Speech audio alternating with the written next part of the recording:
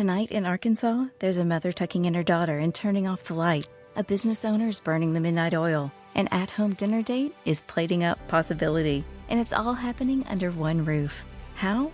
The power of a conversation, like the one John from Integrity Solutions had with First Horizon Bank about his vision for a sustainable mixed-use building. Now it's not just words, it's life. First Horizon Bank. Let's find a way. Go to firsthorizon.com/John. First Horizon Bank, member FDIC. What happens when the Marketing Madmen have two AMA award winners on the same show at the same time? Well, you're about to find out, and Trip and I are definitely screwed. All that and more today on the Marketing Madmen. They say marketing is a madman's game. So now we turn it over to the Marketing Madmen with Nick Constantino and Trip Job. Happy Saturday. Welcome to the Marketing Madmen. Trip Job here with Nick Constantino of 680 The Fan and the Atlanta Braves radio network. I think we're 20-something episodes in. I'd prefer you just say Nick Constantino of the Marketing Madmen. And yeah, that's it, right? I passed the test run, I think. I think that, you know what that ties in is, that's part of the brand now, the Marketing Madmen brand. There you go. One of my favorite subjects today and one of my favorite people. Happy to have Jo Ann Herold, who's the founder and CEO of Herold Growth Consulting, with us, and we're going to talk a lot about brand today. Welcome, Jo Ann. Oh, well, glad to be here. Thanks, Trip and Nick. Yeah, no, and I, that's what you're doing currently, but we could probably take the entire first segment and going through some of your roles and awards and everything else throughout your career. But why don't you tell the listeners a little bit about your background and also why you decided to make the switch last year? So I never imagined when I started as a star at McDonald's, and what that meant was I was a store area representative, and what that meant was I gave the birthday parties and wore the hamburger costume. Oh, my goodness. That it would create a lifelong love of being with brands, iconic brands in hospitality and food, and really spurred my career. And from there, studied journalism and PR in college, got my first job at Captain D's and Shoney's. Oh, my goodness. Wow. And I actually did, way back in the day, a partnership with the Braves through Captain D's called Kids Club, and it was an amazing partnership. Then went to Honey Baked, started really kind of at the bottom and worked my way to Chief Marketing Officer, but left and wanted to do something a little different. Continued on, went to Arby's Restaurant Group and was VP of Brand and Communications, and then the Vice Chair of the Arby's Foundation. Was then recruited to a company called Interface, which is a global flooring company that's filled with purpose. Then was recruited back to Honey Baked Ham and spent another 5 years there as head of marketing, and then have moved on to consult and teach and just so many wonderful things. And that's your first stop at Honey Baked, I think, is when you and I first connected. That's exactly right. And so I've been fortunate to get to know Jo Ann and see all the things that you do for the community as well as for the organizations you've been with. So it's fantastic to have you. What maybe real quick, because you have started it as a star and all the way up, any words of advice for someone who's starting in their career that wants to have maybe all the accomplishments or success or fun that you've had? What would you give them? I would say in marketing, you sort of have to start at the bottom and really learn the business, make good relationships, show results, be a part of the team. And so I'd say go in, ask people to coffee and lunch and get to know them, but then also figure out what the needs are, how you can help grow the business.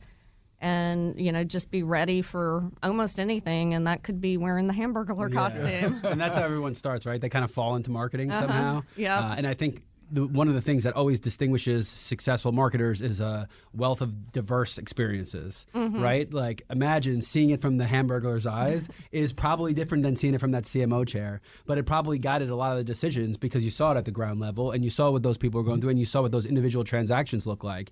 And that's one of the big differentiators of B2C is ultimately you're thinking about those customer level transactions because honestly, it's easy to think about you're serving 1 million people. It's hard to think about serving one individual person and how different people are and what they like and what they're interested in. So I think that wealth of diversity is very important. What about in the consulting world now? So you're running a consulting firm. You're working on brands and growth, which is I think what's most important, right? These companies, everyone wants to scale, everyone wants to grow. In the time you've been doing it, what has been the biggest change for you? And what have you seen from the clients and prospects that you're going after that gives you, that gets you excited for the future? I would say the theme is everybody's looking for growth. And so whether it's a university, I do a lot with Georgia State, I do work with advertising agencies. I work also with people as a coach. And everybody is looking to grow somehow. I'd say the biggest difference from working for a company versus consulting is within a company you've got lots of people and teams, and now I'm figuring out the balance of being an entrepreneur and how to scale for different projects, and then what I can pass off to somebody else and what I need to take on. Yeah. What about, so growth is an interesting thing, right? Everyone wants to grow. It's a great comment, but honestly, grow to where? Do these clients say, hey, I want to grow to this? Do they have the vision of where they want to grow? Are you telling some of them, hey, calm down, you can't grow that much yet. Like scalability doesn't happen. You might have to enter other markets to grow. Georgia State is one that has celebrated tremendous growth. We used to run their football and basketball just as they turned D1, and watching that changeover, my wife was a graduate from there. So that's an example, but there is a limit to growth. So are you ever saying to someone, hold on, let's take a step back. Before you get here, maybe we should get here? Absolutely. And what's the roadmap and what are your goals? And do you have the right infrastructure to get there? So sometimes it's taking a step back to grow and just to make sure that they're ready for the growth. Do you want growth? Some people don't always want growth. They want to grow to a level because that's where they're comfortable. Well, or they accept any growth. Right. Whether it's really and that could be the detriment of your brand. That could be to the detriment of your brand. That's where we come in. We were having this discussion yesterday on an opportunity. It's like, well, potentially we can do this, but it's going to take more resource time. And is it really worth us getting that far away from our core capabilities? That's exactly right. And sometimes you want to make sure the growth is profitable growth and, that you're ready for it. Yep. Right. Profitable and sustainable. Exactly. Because sometimes you can throw a lot of money to grow, but what's the plan to sustain that growth? Is it always throwing money? Because that's one of the issues I see. And one of the things I've always found fascinating about digital marketing especially is if you want to keep a sustained level of growth, you have to keep putting more money into doing it. That is the opposite of like traditional media where you invest in the brand and it pays dividends in the long run. In the digital world, because it's always that bottom of the funnel instant gratification, if you shut that funnel off or that spigot off, it's going to affect you. It's kind of it's how Google's rigged, right? How Facebook's rigged. You got to keep putting more money into the machine. And then they're like, you know what? Wait a second, hold on. Tweak, algorithm change. Okay, now I need more money. So, it's amazing when we have those conversations with people just about traditional media versus, and one of the things we always say, and I like to say to people is, look, what's your goal with this brand? Is your goal with this brand to hand it to your children or to make a quick buck? If you're making a quick buck, you don't need to be on radio. You don't need to be on TV. You don't need to be on any brand building. Yeah. You need to be doing the easiest return on investment for that time and that now. If this brand wants to be handed to your children, you need to do some traditional media. You need to do some billboards and television because that is how you build brands over the long term. And again, as you go through this, when you talk to people about marketing, where are you pointing them? What is the core competencies? What are your favorite tools that you use for marketing in these instances? I think it's kind of all of them. It's making sure, though, that the brand has a good framework and really understands who they are and who they want to be. Mm-hmm. And then figuring out within the marketing mix what works. It's not usually one thing. It's not, I love radio and I love digital, but it works best when maybe there's some video sprinkled in or television. And then also making sure that brand translates all the way to the associates and the people and then the purpose.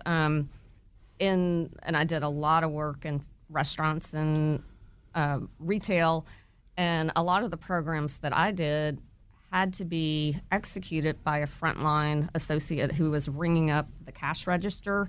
So the programs had to be vetted and to be executed. There's and a lot of understood. stakeholders, but simple too, right? Simple, You can't be that complex that if you're not if your frontline people don't understand the message or who you're trying to target with that message, how is it going to be executed? Exactly. Right. So I agree with that. That has got to be it's got to be simplified, because sometimes that's the other problem with marketing. Everyone's got really big 30,000 foot ideas, but how are you breaking it into small pieces so everybody across the funnel can understand how they're going about it? And that's one of the biggest things. Everyone's got big ideas. It's just the most successful people can take those big ideas, break them into pieces so they're easy to execute. Mm-hmm.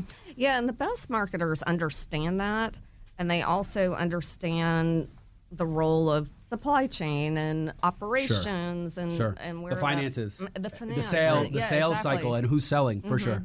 Yeah. So to that end, a little bit, what are the big challenges you're seeing with your clients today? There is a little bit of concern over the economy and the macro economy, and so some of the concerns are, is it a good time to invest? And if you go back and look at case studies, the most successful brands do invest during these times. But it's just making sure that, they're aware of what the macro environment looks like and the economic. And I think in their own industry also, right? Exactly. Because a lot of times we talked to a lot of home improvement companies. The best ones market because they don't think their competitors will be there through an economic downturn. So that's when you claim and stake market share. So I think knowing your competitive landscape is important. But Tripp, I do have a question. Did you pay Jo Ann? Because she came in and said already full funnel marketing approach. Yeah. Sherry talked about making sure the marketers talk to salespeople. So either you paid her or we're just on the same page. I learned a lot from Jo Ann. There it is. More likely. So you stole from her. So she should be. So you should be paying her. I got it. Okay, that makes more sense. No, Jo Ann's got such a wealth of knowledge, and but no, I think you're right. I think it's I hear it all the time of maybe we need to take a pause, right now, and it's but I'll tell you, because I've been on the road for the last few weeks, there are people wanting to do business, and especially I've been at a lot of thought leadership conferences, and tell you, it has just been buzzing. I mean, people are looking for rich knowledge, and then the opportunity to sponsor or be in front of people with your brand, not trying to get quick hits, not trying to, get just an acquisition, but to be able to support that brand and what you stand for, I think right now is incredibly important. Mm-hmm.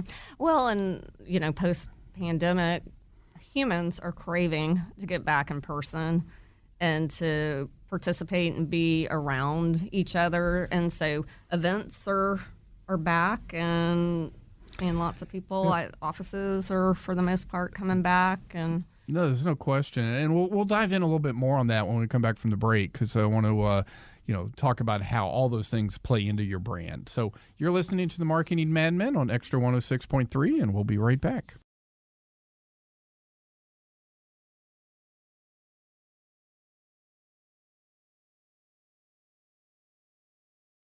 Now back to the Marketing Madmen on Extra 106.3 FM. Welcome back to the Marketing Madmen. Tripp Job and Nick Constantino here with our special guest, Jo Ann Herold of Herold Growth Consulting. And, we were talking a little bit about the importance of brands and all the things that go in there. You mentioned a little earlier, too, we didn't get a chance to jump in, but brand purpose. And I know you've got a passion for that, but tell us a little bit from your experience, leading brands, but then also what you're doing today around brand purpose and how it's important. Brand purpose is so important, and you're right, Tripp. I've been able to do brand purpose for lots of different brands, whether it's Arby's or Honey Baked or Interface. I did decide to do it for myself, and I encourage anybody who has the chance to do that, and figure out what your purpose is, what your values are, and it helps so much as far as guiding decisions, who you hire. It's very motivating for the next generation as far as purpose. Yeah.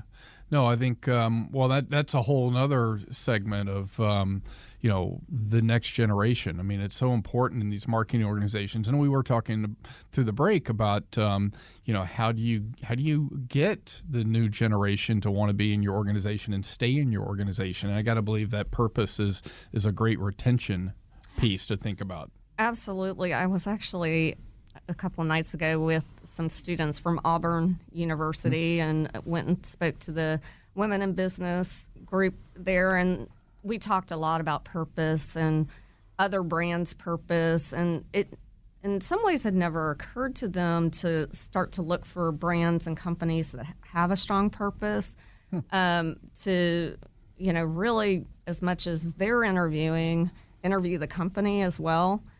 Because the next generation is very much about transparency and purpose. Yeah. My concern always is that when you start getting into brand purpose, that people do these things for the wrong reasons, especially now with that knee jerk, when you see a generation that's really concerned with pollution and energy conservation, all these things, that they knee jerk the wrong way. They feel like they have to do it. They're not genuine in their approach, and that comes through also, and that negatively affects the brand. Let's put it this way. No one's doing anything to be purely altruistic, right? You want to get your brand in good thing. One of the things we always tell people is, look, if you are a charitable you have a charitable agenda and you tell people about it, are you really being charitable? But if you do a charitable agenda and we tell people about it, we can make sure everybody knows, and it's a win-win for everybody. That takes a second for people to register, because if you're telling everybody about all the good you're doing, then is it really charity? Or is it a PR stunt where you're trying to do it to make sure everyone knows about it? So what advice would you give, and what advice are you giving to distinguish between the genuine community-based approach and people who feel like they need to do it and are kind of knee-jerking into it? I would say for a person or a business, walk the talk. So if you say you're doing it and do it, I think it's okay to tell people, be humble, but you can tell people because it does attract others to your brand, your business. People want to be around people who are doing good things. And let's face it, brands are people. And so brands that stand for something, people are attracted to. And so it helps business overall to have a strong purpose, strong mission, and then walk the talk. Yeah, I've seen, companies and brands that what they end up doing is they promote the successes or the people they help as, the person themselves. Not that we help them, but they're the ones giving them that time.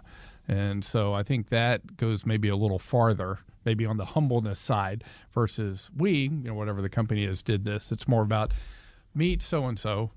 Here's their story, yada, yada, yada. This is what the foundation is happy to support. Mm-hmm, mm-hmm. And I think the businesses that talk about who they helped, but also hold themselves accountable as far as, making sure they're investing in these areas. And, if it's community outreach, giving the people who work there time off, and also putting money in the budget to really do it. Yeah, that's that foresight. You got to have to be able to plan that stuff ahead, because, when you go into recession or those downturns, those are the times where people need more of that support. And usually those are the first things that get cut. I mean, you see these companies cutting 401ks and stuff like that now because of the banking crisis. And maybe your lower level people are like, oh, that makes sense. But you mean like that? Those things have nothing to do with each other. I mean, we're way off here. So let's switch gears a little bit. Let's talk a little bit about your role as a CMO. Let's talk about honey baked ham. So for me, I'm a Yankee. Honey baked ham, I was not familiar with at all. But I did see the change in the storefronts and the approach. And I saw lines at lunchtime, which I had not seen for a while. So talk about that a little bit, but mostly talk about what the role of a CMO is, because I think it's very misunderstood. And we talk on the show a lot about how it has changed. So a couple questions. Talk about the role as a CMO. Talk about how it affected you at Honey Baked Ham and how that role has changed over time.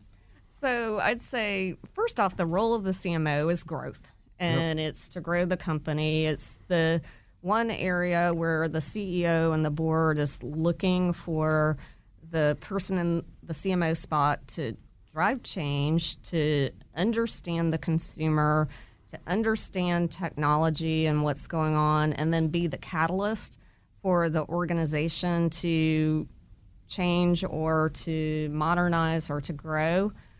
So I went back to Honey Baked and went out and did these town halls with franchisees, and they were they really wanted the brand to have more of a voice and a presence and to operate more like big brands did. That's usually the opposite. Yeah. Usually my idea with franchisees is they're like, stay the heck out of it. I'm going to put whatever I want. Just get out of my way. Well, they actually added more dollars into the ad fund, so gave us more marketing dollars, which was awesome.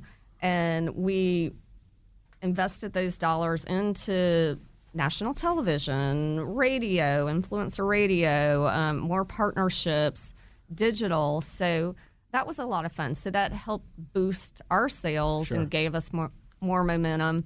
But as far as how marketing's changed, it's probably changed more in the last 3 years than it's changed in the last 30 years. And the pandemic accelerated that, and the way consumers shop changed that. So at Honey Baked, we modernized, and during the pandemic probably did about 3 years of worth of work in about 3 weeks.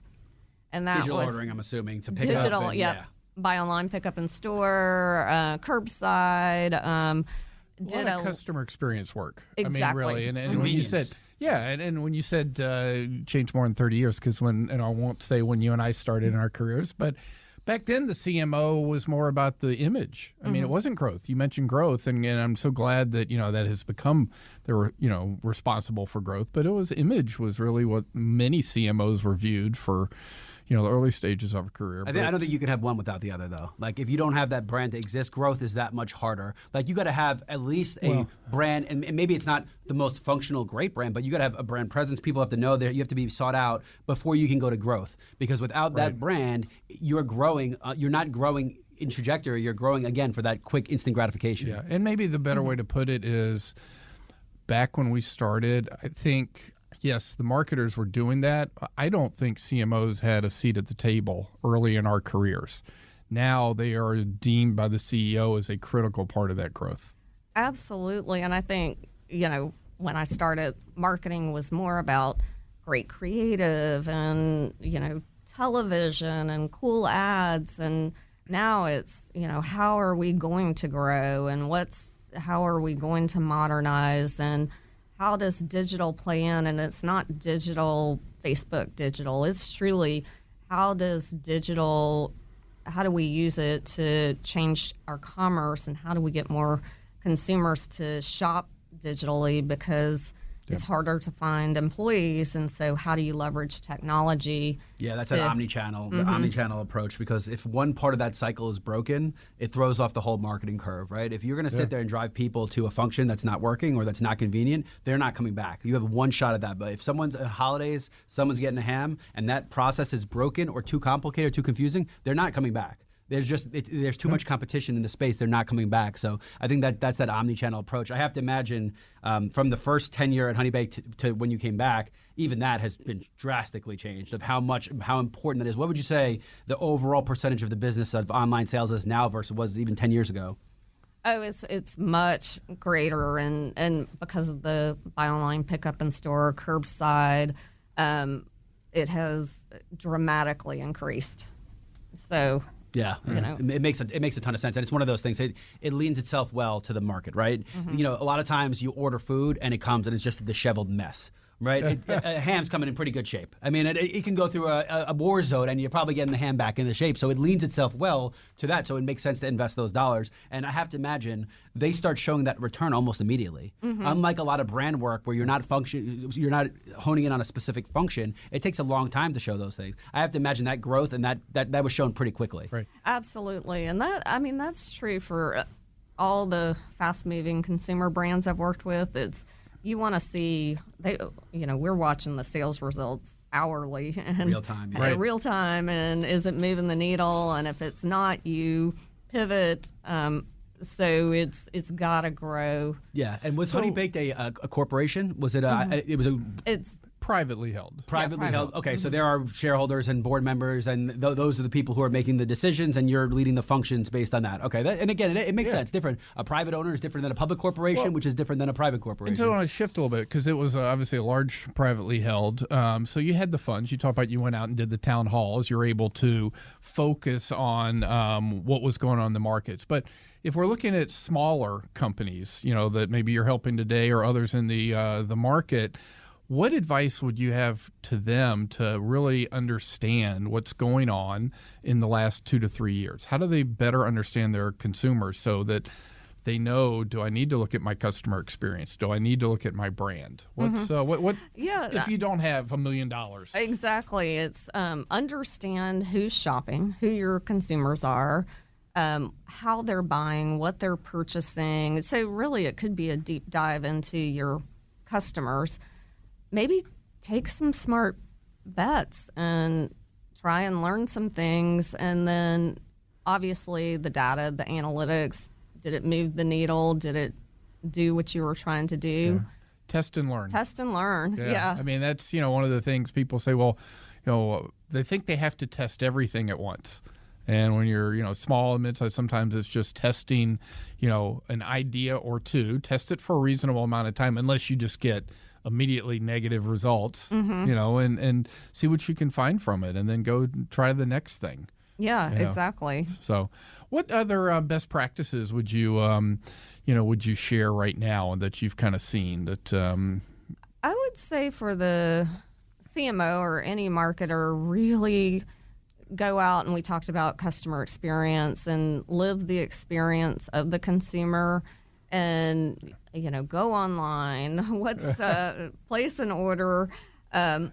See what happens when you go to the store, the hotel, or wherever, whatever business it is you're in, and understand what's going on. That's one of the biggest pieces of marketing right now is to understand that experience that the consumer has, right, and the journey, and if there's any parts of it are broken or pain points, that's where I think a good marketer will come in and help the organization. Right. So I want to ask you, because I did this once or twice in my career, going, to a new industry like you did at Interface. Mm-hmm. Mm-hmm. I walked in once. I don't know when you went there, if you walked in and found everyone had this internal knowledge of certain words, acronyms, whatever, but maybe their consumers didn't. And it gets you get so inwardly focused, to your point about understanding the consumers, you don't have an idea that some of your consumers are lost. Mm-hmm. Yeah, that's true. I'd say when I went to work for Interface, it's a global organization, and I was the first global chief marketing officer. And so my first, I'd say 6 months, all I did was go out, meet with the teams in the regions, go on customer calls, understand how the salespeople were showcasing the product, and then again identified some of the pain points, and that's where the teams would focus their energy. So having a deep knowledge of the industry and the customers, and then the teams who are executing. Yeah, and see the disconnects. Mm-hmm. I think exactly. That's a great point. And that's why you need a CMO, right? If you don't have that, that means, my assumption is, in different markets it's a little different, at different levels it's a little different, and you're out there trying to see how to join these things together, because that unified brand experience has become even more important, just like that omni-channel. If that's why people go to McDonald's, because if you go to McDonald's in Beijing or you go in, it is always the same experience, which is why they've grown like they have. Starbucks is another similar thing. That brand experience, it is the same thing throughout. As when you were going through there over the 6 months, is that what you were looking for? Why is this experience different here? Why does this part not match up with this part? Because overall, that's how the brand is going to grow, is to unify first. Mm-hmm. And it's true. It's and I go out, and some people would tell me, "Oh, it's so different here," and there are absolutely regional differences. Sure.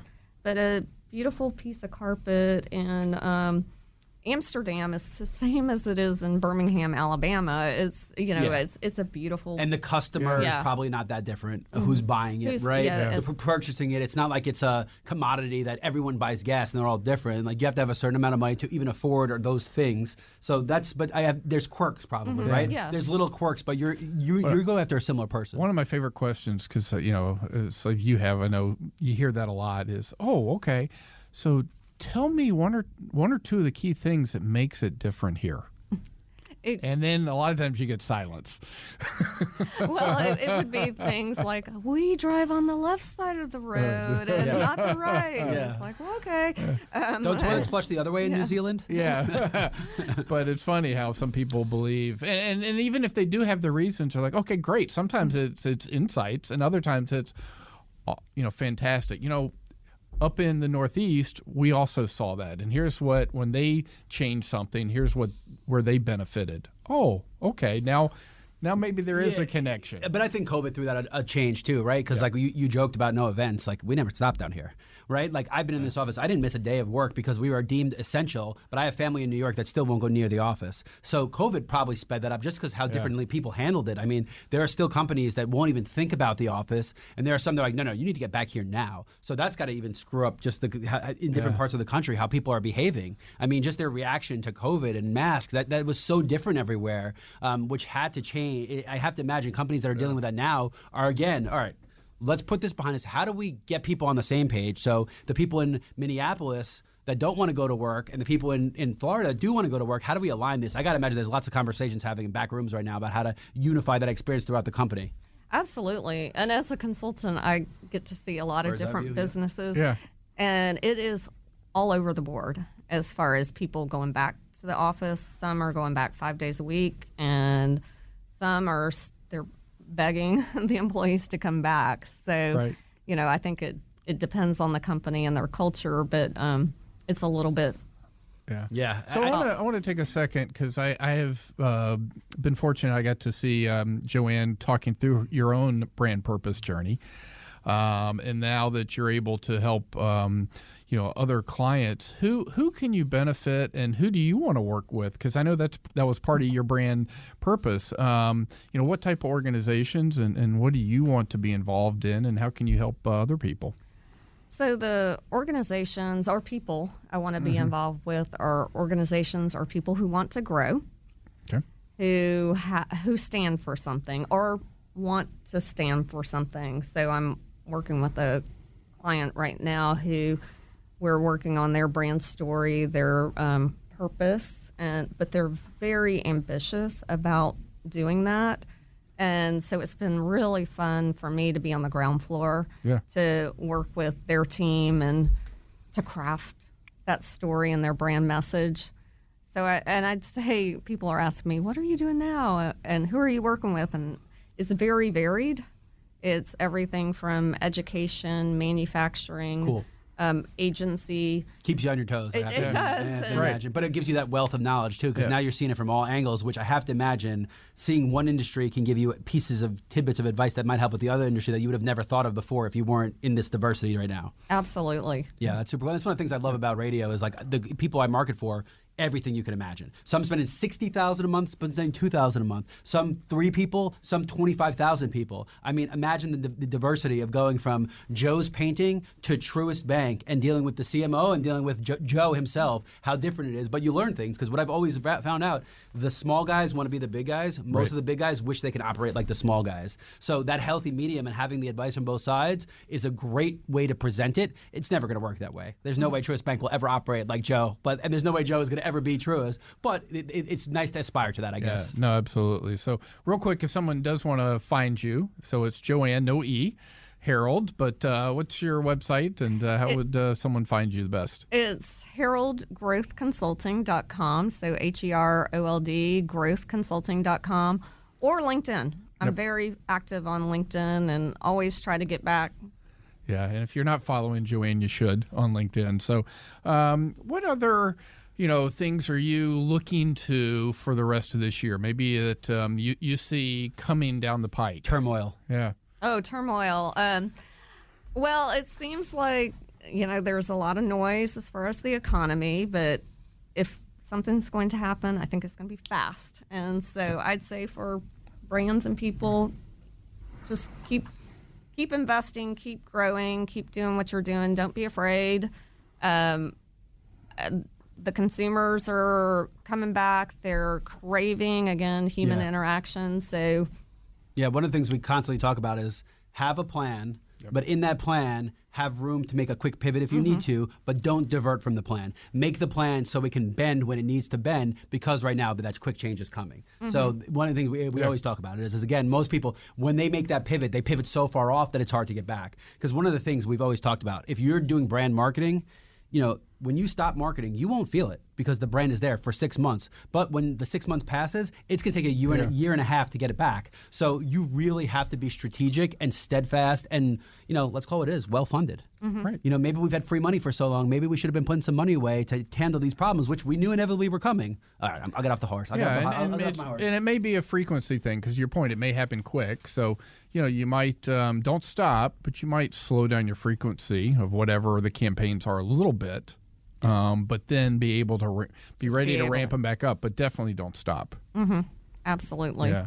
One of the things I kind of wonder about is sometimes research, especially in turbulent times is a great time to do research. Mm-hmm. I don't know what your thoughts are there. Absolutely. And whether it's informal focus groups, getting out and just, again, talking to your customers or, big pieces of research that you might not have had an opportunity to do, it is a great time to see what's out there. And that's a great point, though. You want to be diverse because one of the great things about the internet, you can do research so quickly, right? Just a heat map of a website, you learn more in like 6 seconds than you would have 20 years ago going out. Right. But at the same time, that doesn't give you the picture of what's happening at the ground level and the human interaction. So it's the same thing we always talk about. Go to analytics, but don't lean too heavily on analytics. Mm-hmm. You need that experience. You need that gut instinct because that's what made marketing great in the first place. Yeah, you need different types of opinions. Make sure you're not getting a biased view and only hearing the voices you want to hear. Mm-hmm. Right, and I see that a lot. Yeah, it's so easy to sway data however you want to. It's easy to tell whatever story you want with any data. There's that's a whole another segment we actually are going to do on market research coming up, but we'll do that on that segment. So we'll be right back in a few minutes. But you are listening to the Marketing Madmen on Extra 106.3.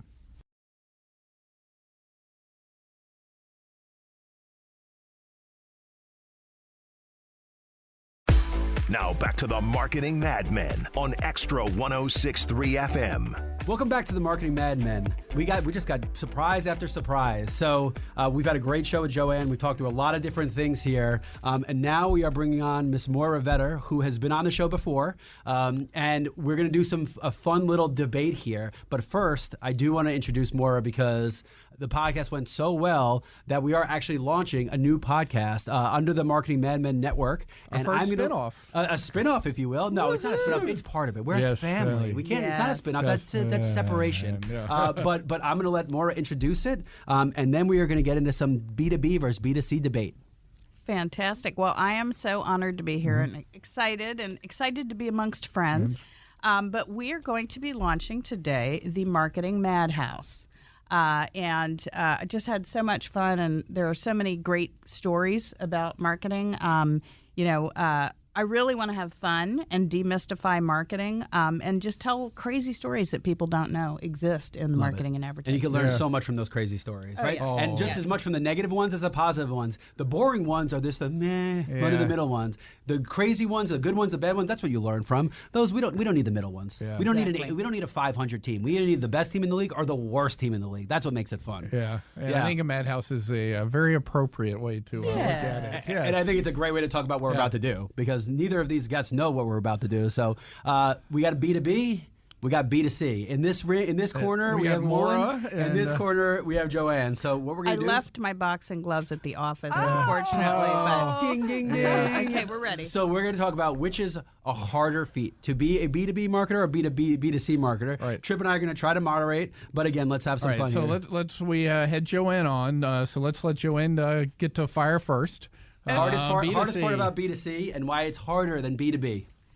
Hardest part about B2C is sales tomorrow or sales today. You're watching hourly, so you're on the hook and everybody's watching and you got to make it happen. In the real time. It's real time. In real time. Great, love it. Yeah. Moria, hardest part about B2B and why it's harder than B2C? It is so complicated, and I'm going to say it's the committee.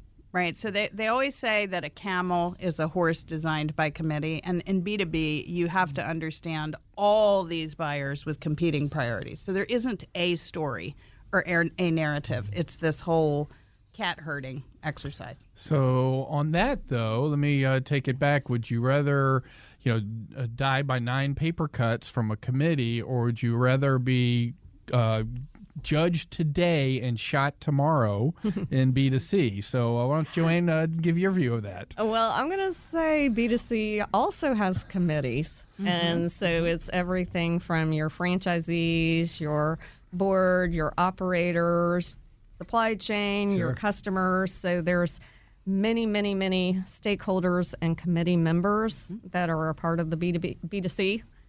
And consumer change has got to be a little faster than B2B, right? It's just the consumer behavior changes. And if you look at it in the grand scale, it's not that fast. But again, COVID was that forced pivot where consumer behavior changed really fast. So I have to imagine that's another thing that's really hard in B2C is how do you adjust on the fly to those consumer demands and what they need. And Moira proved me wrong. Is B2B? Well, Where is that? First, I'm going to give a point to B2C because I'm about to have teenagers. And I think trying to get a probably a 13 or a 15-year-old to do anything is the hardest job on the planet. Don't tell me that. My 5-year-old won't do anything. I don't even want to know what's coming on at 13 then. Yeah. But back to your, which is better. Yeah. I'm a long game person. That's what's intellectually interesting. And, I think B2B has the best of both worlds. There are very long sales cycles and there are very long relationships. I've got a client that I've had for 30 years. But you better believe they're trying to sell something today and they're worried about the low-hanging fruit in this quarter as well. Yeah, and ultimately, B2B goes B2B, and many times then eventually it's going B2C, right? There's always an end consumer of everything. So you sit in different spots. You are beholden to some extent to B2B relationships and B2B marketing at some point, and you ultimately have to at some point think about who the consumer is at the end of the cycle. So that's where they align. So talk about that a little bit. Talk about the B2B part of it and how much you rely on those B2B decisions also. Well, it's interesting. Moira brought up the long game, and B2C is a long game also because the product development takes sometimes anywhere from 9 months to 2 years. And while B2C is sometimes dependent on LTOs, which are limited time offers, those take a long time to develop and create. We'll use the example of Honey Baked, though, the B2C, B2B. Sure. Honey Baked had both. And we had a very strong B2B arm in that we go out and sell to business consumers the product. Sure. And so it was that arm. So both fit, yeah. And then the B2C was more, the consumers who came in and bought the product that day. And so there were two different pieces of the brand. Makes a ton of sense to me. One of the things that's exciting to me is there really is a convergence. I mean, they aren't separated. There are differences in discipline from a planning standpoint, segmentation. There's a lot of inside baseball that has to do with planning for it. But with what has happened with all of technology and data streams and digital streams and targeting, everybody is a consumer. And I think that bringing the best of B2C thinking, in terms of advertising and marketing is what wakes B2B up at what makes B2B great. I think it goes both ways, too, because there are probably some B2B principles that can be applied. I'll give you a great example. Southwire is a great example. So we're in the Battery right now. Everyone, Braves sponsor. Braves, we represent the Braves, but Southwire has moved into the Battery. Southwire sells copper wiring, right? That is not B2C. No, there's no one like, you know what I really need this morning? My goodness gracious, I need some copper wiring. So they are now in the Battery. They are now sponsor the Braves with what used to be B2C thinking to spread word about their B2B company. And their thought process is usually the same. It warms up a cold call. If they saw you on their favorite team, they're more likely to answer the cold call. But I think that convergence is being sped up now, and I think a lot of those principles are probably being exchanged a lot quicker. Well, I didn't even plan this, but that's the client that I started working on in 1993. That is the client 30 years later. No way. No, I'm sitting here smiling. We have to talk offline because we're in some conversations right now. Right, so let's talk offline. I was smiling a little bit, but I think the other thing to say, I think B2C has also learned from B2B is, Maura mentioned it earlier, my career, you had to understand all parts of it, from supply chain to finance to operations, whatever. And I think B2C for many years ago was more about you're either in promotions, you're either in advertising, you're either in product development, and I think siloed. And I think B2C has become less siloed over the years, and I think that's a benefit. I think they both learned from each other. Absolutely. Yeah. So, well, my goodness gracious, we came to the listeners won. I guess that's what it exactly. Well, and I think as we continue to get thought leaders like Jo Ann and Maura and many others out there, I do think that marketing keeps getting better. You get a seat at the table that you maybe didn't have years ago. So, what last? We got about 30 seconds each. What last comment would you each like to leave our listeners with today? I'm just excited. I expected a fair fight with Jo Ann, and I got one. And love you, and just really enjoy talking about this stuff. This is my meat and potatoes, and really glad to be here. And I'd love to give a big shout out to Moira, who is about to win the AMA Lifetime Achievement next week. Fantastic.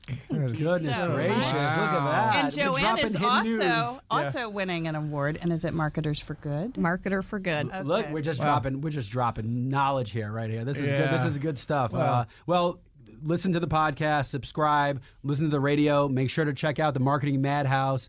Google us, LinkedIn, find us. Want to be a guest, you want to give us things to talk about, join us, engage with us. We'd love to have you. Yeah, no, absolutely. And so, and again, if you didn't hear, you can reach Jo Ann Herold either on LinkedIn or at heroldgrowthconsulting.com. And, of course, Moria Vetter at motomotoagency.com. And you have been listening to the Marketing Madmen on Extra 106.3. Have a great week, everybody. This morning in the Atlanta airport, no one's missing a meal on Mac Wilburn's watch. With 11 restaurants to serve passengers, he's got dining for every destination.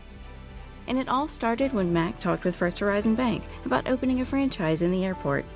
Now it's open for business and cleared for takeoff. First Horizon Bank. Let's find a way. Go to firsthorizon.com/Mac. First Horizon Bank, member FDIC.